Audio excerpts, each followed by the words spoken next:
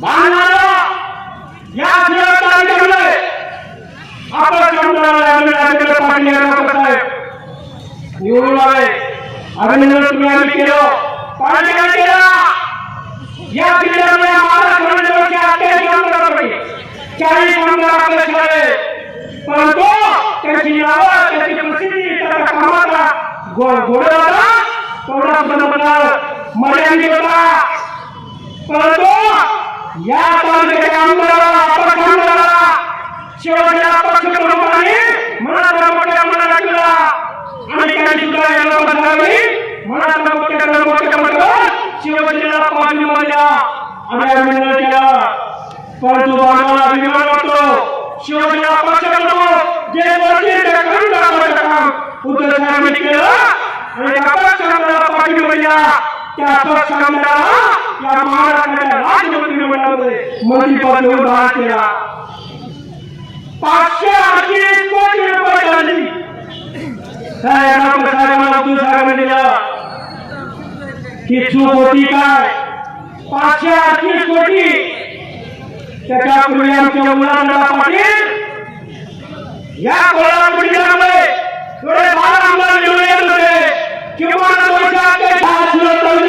कोल्हापूर जिल्हा शेतकरी तरी सहकारी चूक गेली. या कोल्हापूर जिल्ह्याबरोबर संपूर्ण भारत देशामध्ये आशिया खंडामध्ये सर्वात चांगल्या तरी चालू आहे. भाजपा विभागावर 3000 कामगार त्यांची रोजीरोटी गेली. 3000 कामगारांपैकी स्वस्त बसणार नाही की शिवसैनिकांची फौज या शिरोळ तालुक्यामध्ये कोल्हापूर जिल्ह्यामध्ये बांधवालो. आणि म्हणून झालेला अन्याय आपण त्याला अन्याय करायचा नाही आणि केलेला अन्याय सहन करायचा नाही. कारण मला सगळीकडे पोहोचायचं. बसून घ्या, आपण बसून घ्या, बसून घ्या, सगळी बसून घ्या.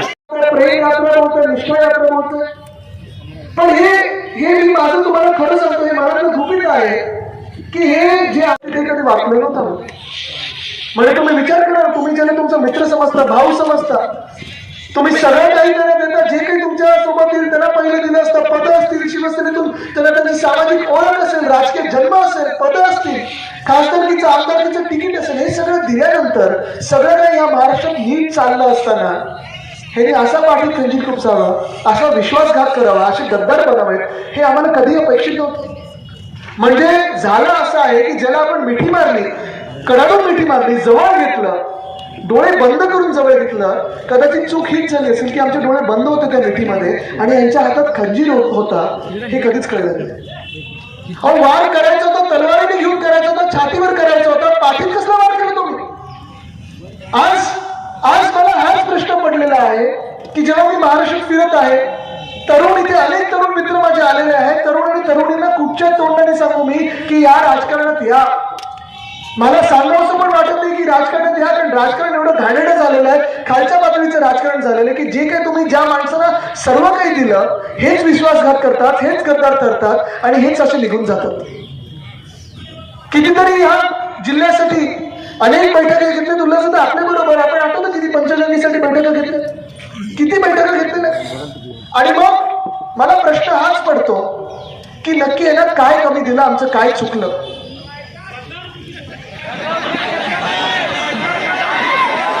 तुम्ही मला सांगा, काय कमी दिलं काय ना? काय कमी दिलंय ना? जिंकून आल्यानंतर सोबत आले, चेहरा दाखवला, मंदिरात शिवबंधन बांधलं, सोबत आल्यानंतर हेच सांगितलं की आम्ही 5 वर्ष तुमच्या सोबत राहू, जीवनभर तुमच्या सोबत राहू, मंत्रिपद दिली. सगळं काही झाल्यानंतर काय कमी दिलंय ना? बरोबर, 111 कोटी तर मंदिरात दिले. पण हे मला वाटतं हेच आमचं चुकलं असेल कदाचित की गरजेपेक्षा आणि लायकीपेक्षा जास्ती दिलं आणि हे चुकलं आमचं. जेव्हा कोणाला गरजेपेक्षा जास्ती, लायकीपेक्षा जास्ती देतो आपण, तेव्हा हे चुकायला लागतं. दादा या इथे जवळ या.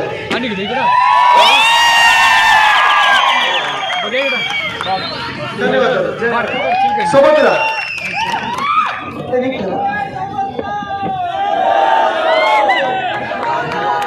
हे प्रेम आहे, हे प्रेम आहे.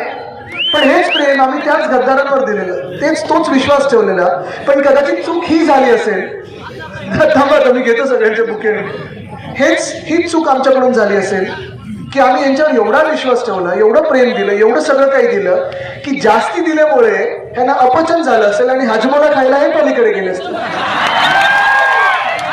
हाजमोला खायला पलीकडे गेले असते. पण मी हा विचार सतत माझ्या मनामध्ये, आता पण मी गाडीत ज्या मिनिटात मला शांतपणे विचार करायला एक काही क्षण मिळतात त्याला विचार करतो, हे जे काही वैभव आहे, हे जे काही प्रेम आहे आपल्या आजूबाजूला, जे ऐश्वर आहे, हे त्यांनी बघितलं नसेल, बघितलं तर होतं, त्यांना जाणवलं नसेल, तुम्ही प्रेम दिलं ना, त्यांना दिलं की नाही, विश्वास ठेवला की नाही त्यांच्यावर, मतदान केलं की नाही त्यांच्यासाठी, प्रचार केला होता की नाही, त्यांच्या विजय मिळत होतात की नाही, होतात ना.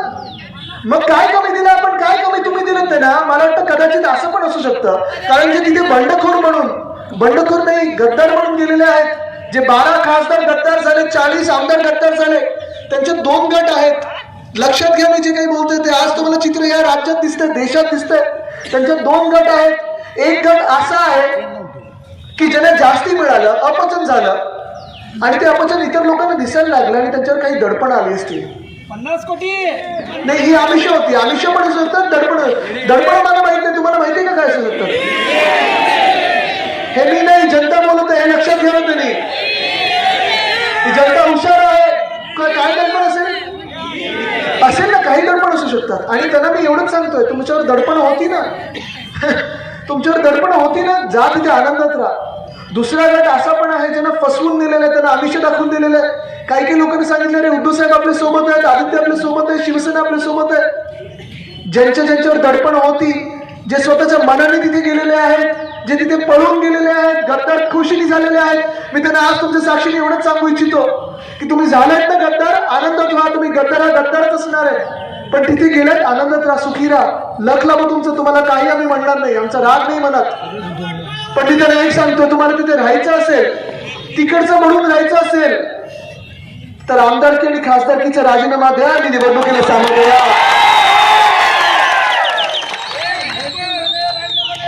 आमदारकीचा राजीनामा द्या, खासदारकीचा राजीनामा द्या, निवडणुकीला सामोरे या. जो काही जनता निकाल देईल तो आम्हाला मान्य असेल, ठरलं का? पण दुसऱ्या बाजूला असे पण आहेत ज्यांना वाटतं की काहीतरी चूक झालेली आहे. प्रामाणिक माणसाच्या पाठीत खंजीर खूप असलाय, उद्धव साहेबांच्या पाठीत खंजीर खूप असलाय. ज्या गद्दारांना असं वाटत असेल त्यांना मी सांगतोय, चला परत या, मातोश्रीचे दरवाजे सदैव तुमच्यासाठी खुले असतील. मातोश्रीचं मन मोठं आहे, उद्धव साहेबांचं मन मोठं आहे.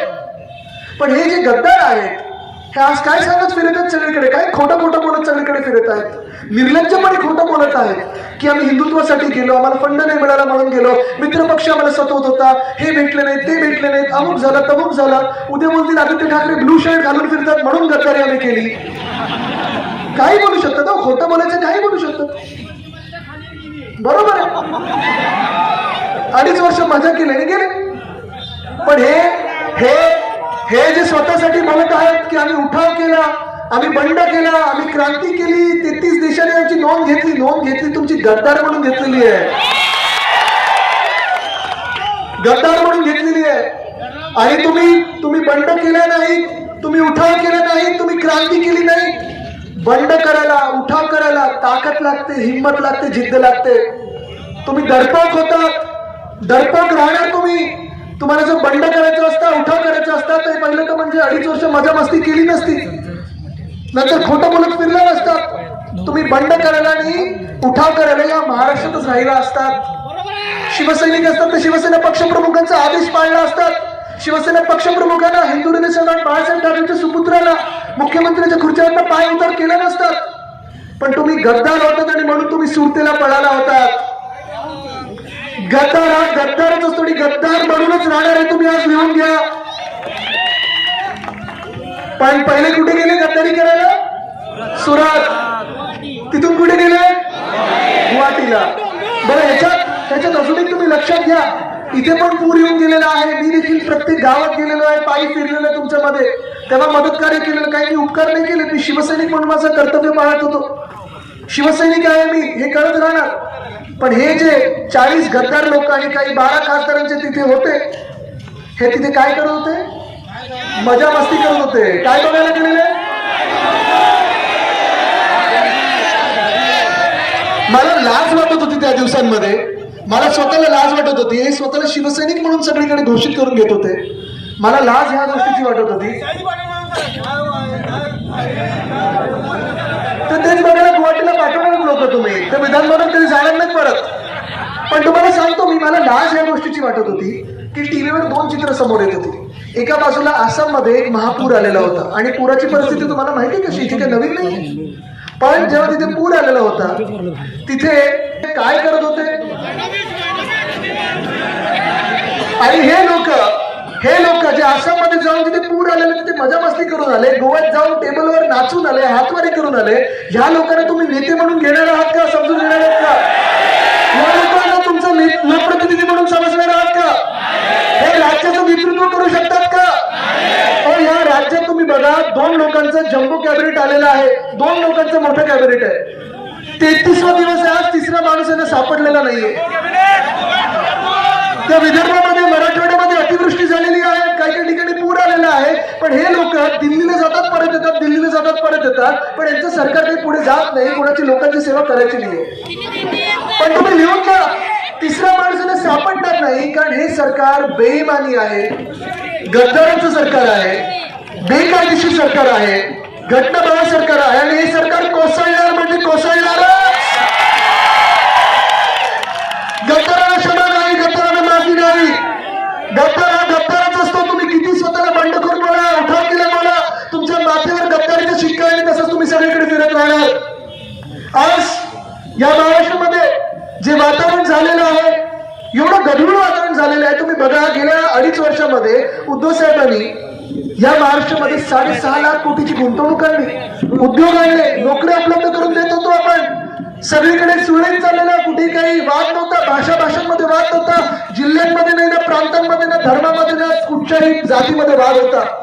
कदाचित हेच त्यांच्या पोटात दुखत होतं या गद्दारांचा, की महाराष्ट्रात वाद निर्माण कसे नाही झाले, महाराष्ट्रात दंगली कशी नाही झाली, महाराष्ट्रात कुठे लोक भांडत कसे नाहीत, महाराष्ट्र पुढे कसं चाललंय, हे पोट दुखणं त्यांचं होतं. आणि काल परवाकडे बघा तुम्ही, राज्यपाल महोदय काय बोलले, तुम्हाला मी सांगतो, मी अनेक वर्ष वेगळ्या वेगळ्या राज्यपालांना भेटून आलेलो आहे. डॉक्टर PC अलेक्झांडर असतील, मोहम्मद फजल साहेब असतील, शंकर नारायण साहेब असतील, आत्ताचे विद्यासागर राव साहेब असतील. कधी मी एवढा राजकीय राज्यपाल बघितला नाही आपल्या राज्यात. पण हे राज्यपाल पहिलं सावित्रीबाईंबद्दल काय बोलले आठवा जरा माहितीये का, काय बोललेले.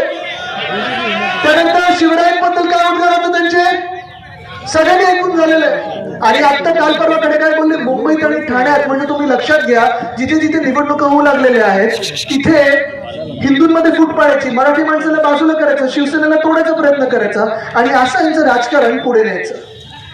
ह्यांच्या आठच घ्यायला मी इथे आलेलो आहे.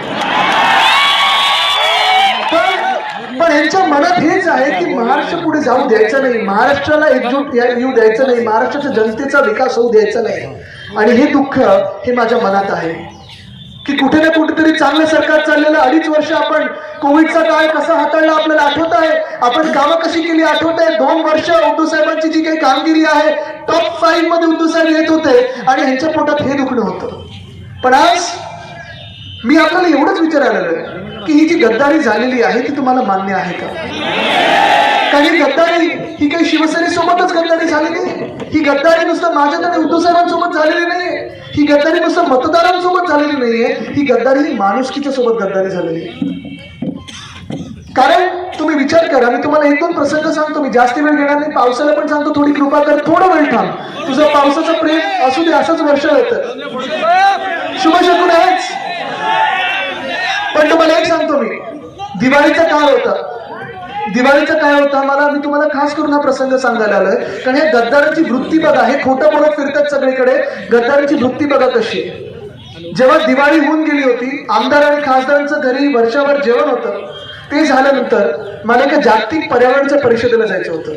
मला माहिती होतं उद्धव साहेबांचं ऑपरेशन होणार आहे, मणक्याचं ऑपरेशन होतं, मोठं ऑपरेशन असतं. मी उद्धव साहेबांना विचारलं, बाबा मी जाऊ की नको, कारण तुमचं ऑपरेशन आहे. त्यांनी सांगितलं, आदित्य तू जायला पाहिजे, कारण तू स्वतःसाठी नाही, माझ्यासाठी नाही, महाराष्ट्रासाठी जात आहेस, तू तिथे जाणं गरजेचं आहेस.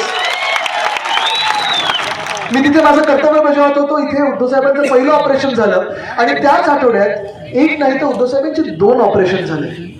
इथे अनेक लोकांचे ऑपरेशन झाले असतील, तुम्ही ऑपरेशन थिएटर बघितलेलं आहे, कसं जेवढं दडपण असतं तिथे जाणं एक वेगळं वातावरण असतं. ऑपरेशन थिएटर काय, आपण जेव्हा दाताच्या डॉक्टरकडे जातो किंवा आता कोविडची लस पण जेव्हा घ्यायला गेलो, आपल्याला मनात भीती असते की दुखणार की नाही. तुम्ही विचार करा, त्या दुसऱ्या ऑपरेशन नंतर उद्धव साहेबांची हालचाली थोडे बंद झालेल्या होत्या, बोटं हलत नव्हती, जास्ती काही फिरू शकत नव्हते, हॉस्पिटलच्या बेडमधून साधारण 1.5 महिना ते हलू शकत नव्हते. ही अशी परिस्थिती होती. म्हणजे मी जेव्हा घरी गेलो परत त्या परिषदेवरनं मुंबईत आल्यानंतर मला पण धक्का बसला ना की हे काय झालं. दुसरं ऑपरेशन हे इमर्जन्सीचं ऑपरेशन होतं, तरी देखील उद्धव साहेबांनी ज्याने त्यांना फोन केले, व्हॉट्सअप केले, मंत्रिमंडळाच्या बैठका VC-वरनं केल्या. कोविड वाढत असताना ते हॉस्पिटलच्या बेडमध्ये गुंगीतून त्या ऑपरेशनच्या बाहेर न पडत असताना देखील त्यांनी विचारलं, मी महाराष्ट्रात फिरू शकेन की नाही, मी माझ्या लोकांना भेटू शकणार की नाही. हा त्यांचा पहिला प्रश्न होता.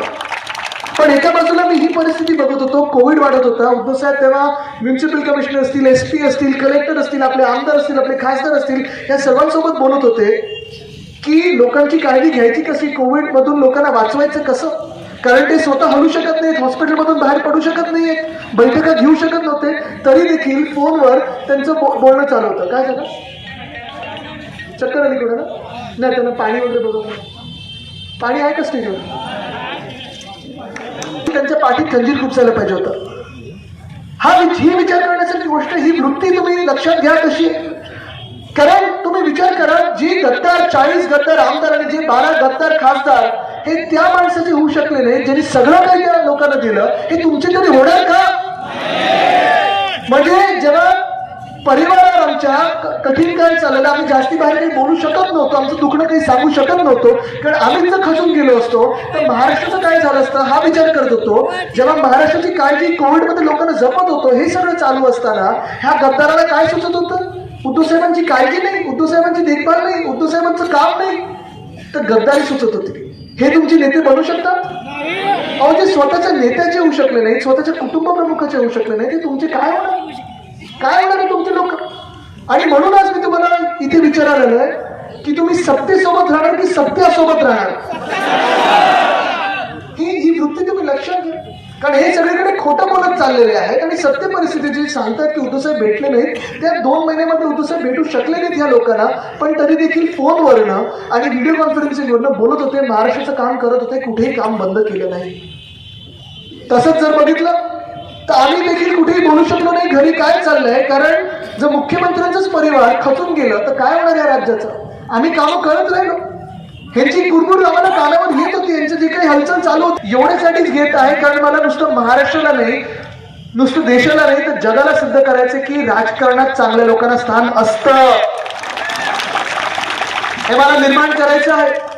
कदाचित आमची ही चूक झाली असेल की आम्ही राजकारण कमी केलं, 2.5 वर्षात सरकार असताना राजकारण कमी केलं, विरोधी पक्षाच्या लोकांना तडीपारीच्या नोटीस काढल्या नाहीत, त्यांच्यावर पोलीस लावले नाहीत, स्वतःच्या आमदार आणि खासदारावर लक्ष ठेवलं नाही. ही चूक असेल नाही दादा, तेच करायला नाही पाहिजे. कारण जो शिवसैनिक आपण समजतो, जो आपण शिवसैनिक समजतो, त्याच्यावर आम्ही डोळे बंद करून विश्वास ठेवतो. आणि ही चूक जर झाली असेल तर पुन्हा घडू शकते ही चूक, कारण आपल्या लोकांवर आपण विश्वास ठेवतो. बरोबर तुमचं, आम्ही करायला पाहिजे होतं, पण आम्ही करणार नाही. कारण जो शिवसैनिक असतो त्याला डोळे बंद करून मिठी मारतो. कारण शिवसैनिक हे आमचा परिवार आहे, तुम्ही सगळे आमचे परिवार आहात. आज राज्यात काय चाललंय, आज राज्यात शिवसेना फोडण्याचं काम सुरू आहे, आज राज्यात आपली एकजूट आहे ती तोडण्याचं काम चालू आहे, आज राज्यात आमच्या ठाकरे परिवाराला एकटं पाडण्याचं काम चालू आहे. आणि काल पण मी बोललो, आज पण बोलतो की ठाकरे परिवार तुम्ही एकटं पाडू शकत नाही, कारण ठाकरे परिवार समोर माझ्या बसलेला आहे, शिवसेनेचा परिवार म्हणजे ठाकरे परिवार आहे. तुम्ही आम्हाला एकटं पडू देणार का, सोबत राहणार ना. कारण इथून मी पुढे निघताना मला एकच पाहिजे आपल्याकडून, मी काही मागायला आलो नाही, आज काही मागणं नाही आपल्याकडून. साहेब शब्द देतो, पुढचा आमदार शिवसेनेचा असेल.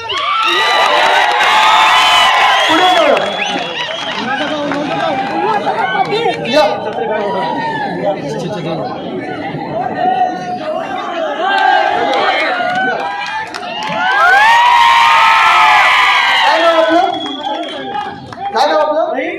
धन्यवाद. हे जे प्रेम आहे ना, मला तुमच्याकडून पाहिजे. आणि जर तुम्ही मला प्रेम आणि आशीर्वाद देणार असाल, तुम्ही जर मला सांगणार असाल तर द्यायचं म्हणजे द्यायचं. धन्यवाद. जय हिंद, जय महाराष्ट्र. वंदे मातरम.